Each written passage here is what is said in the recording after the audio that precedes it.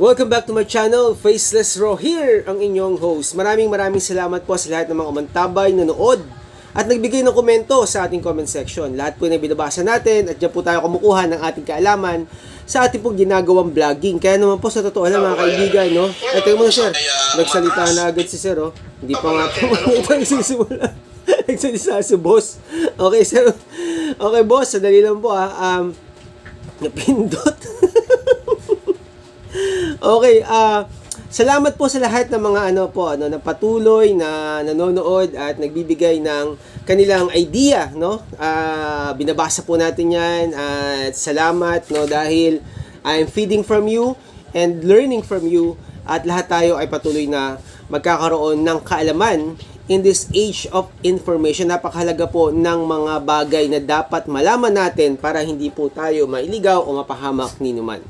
Okay, so hindi natin patatagalin, bibigay ko po sa inyo ang ating pandemic hero. Walang iba kundi si Doc Francis Leo Marcos.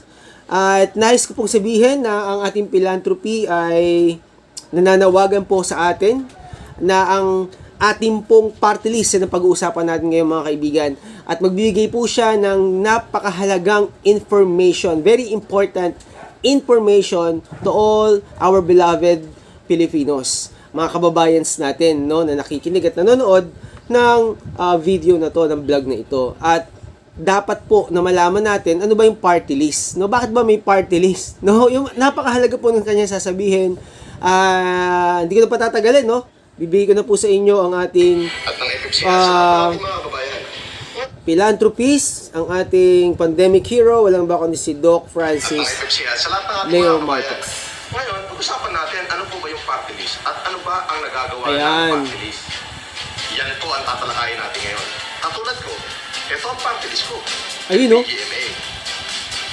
Halika, samahan niyo ako at ibayin natin isa-isa kung ano ba ang kahulugan nito at ano ang pakinabang ng party list sa pang-araw-araw nating buhay.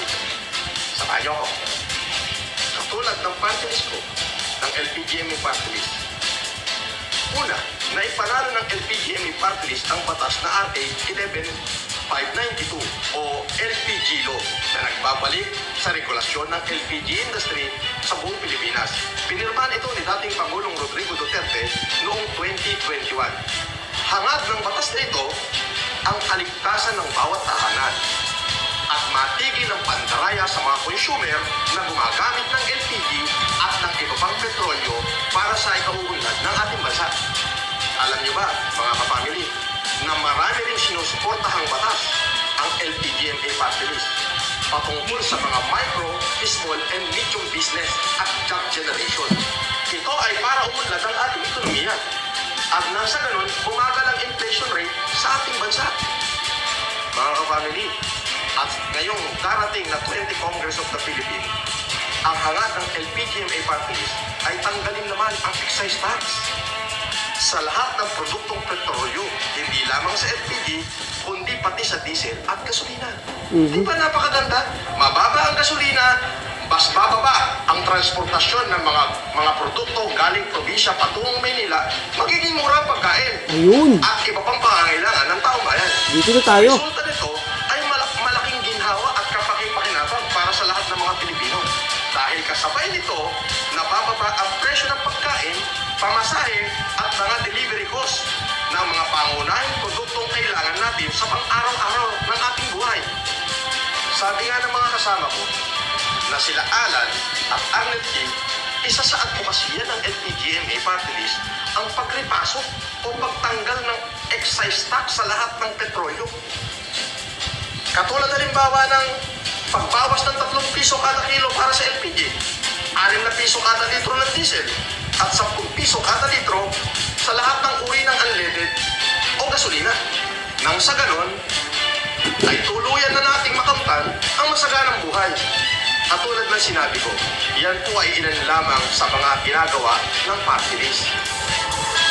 Kayo, ang tanong ko, ano ba ang nagawa ng party list ko?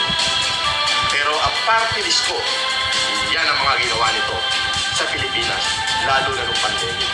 At yung party list ko, kasama ko sa lahat ng advokasya ko para abutin lahat ng mamamayan sa buong Pilipinas.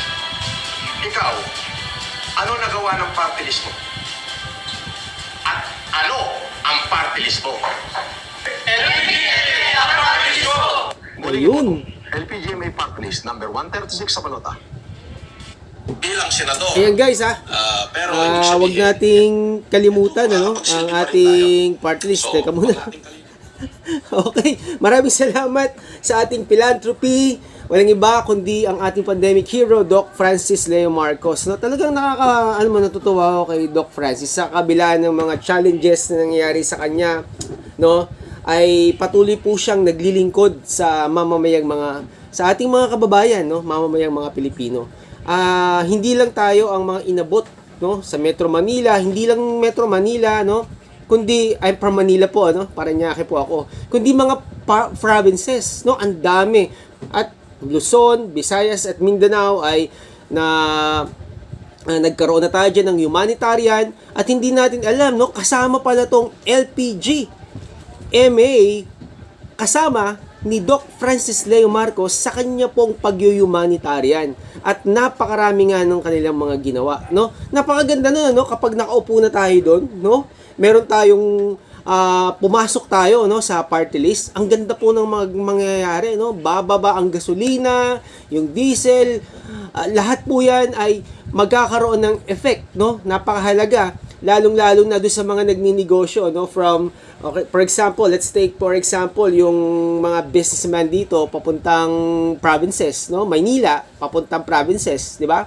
Or vice versa, yung mga kababayan natin na for example, ang mga business naman nila ay gulay, no? From Baguio going here sa mga market, target nila ng mga market, didistribute yung kanilang mga products. Napakalaking halaga nung mababa yung gasolina mo o yung diesel mo, di ba?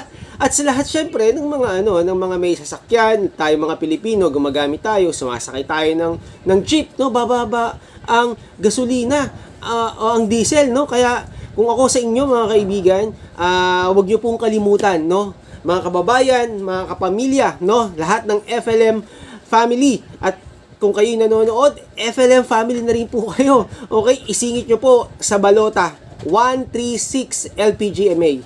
Okay?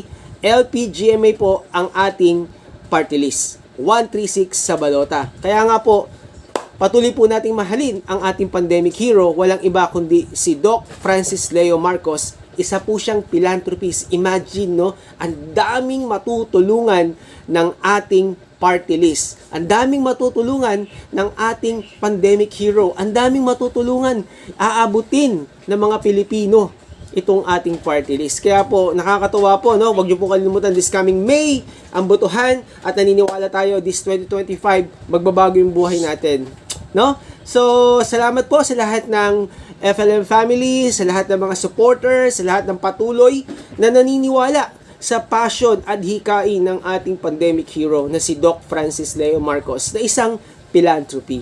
Kaya nga po, nais kong sabihin sa inyo na kung kayo po ay boboto, kung kayo po ay pupunta sa botohan, no?